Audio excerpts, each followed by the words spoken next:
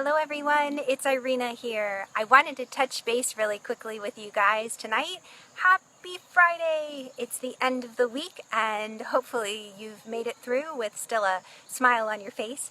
If you haven't, if you were having a rough time this week or hit by that full moon last week and maybe had the rug pulled out from underneath you or just found your world turned upside down, know that it happens. And my latest blog post goes into this. What you can do using yoga to help you adapt to a situation and to a moment.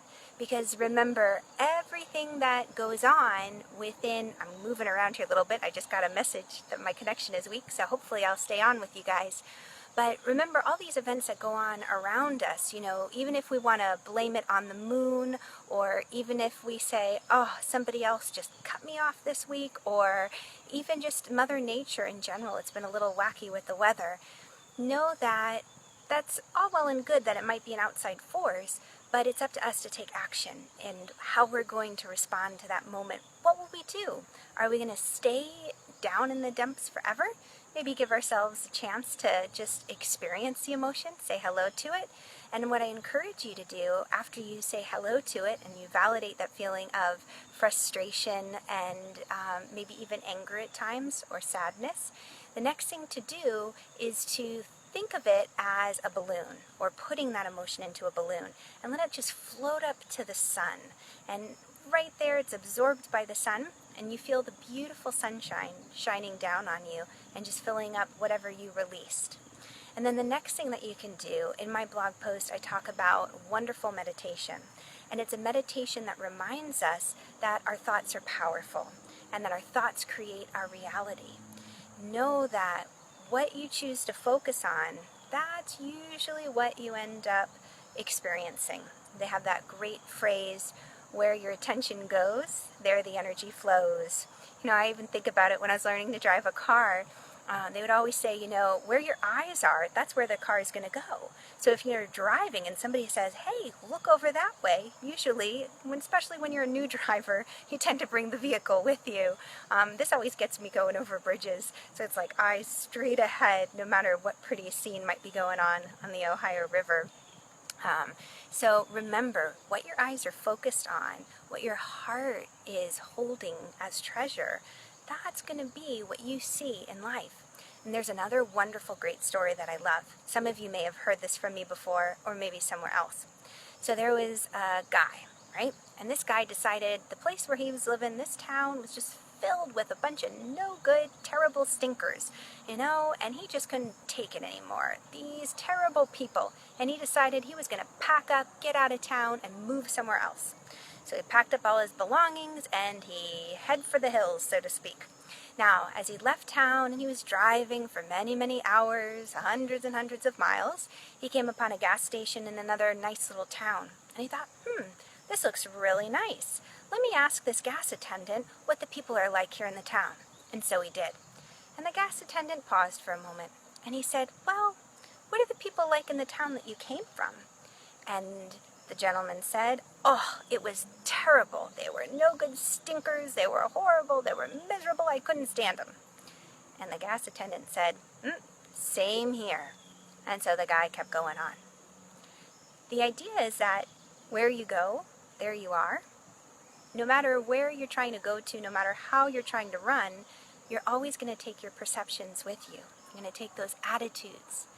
So taking a moment to set an intention, to shape our mindset, to shape our attitude, has a huge effect on our experience.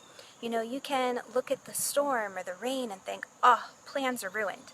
Tonight we had a wonderful ice cream social to attend at my daughter's school, and my son got to go back as well and see his old teachers and some of his old friends, because he's now since graduated from that school. And the beginning of the night when the ice cream social was supposed to start was that it started pouring rain, just thunderstorms, these big claps of thunder, and it was noisy. All right, I'm back. Yay! I missed you guys.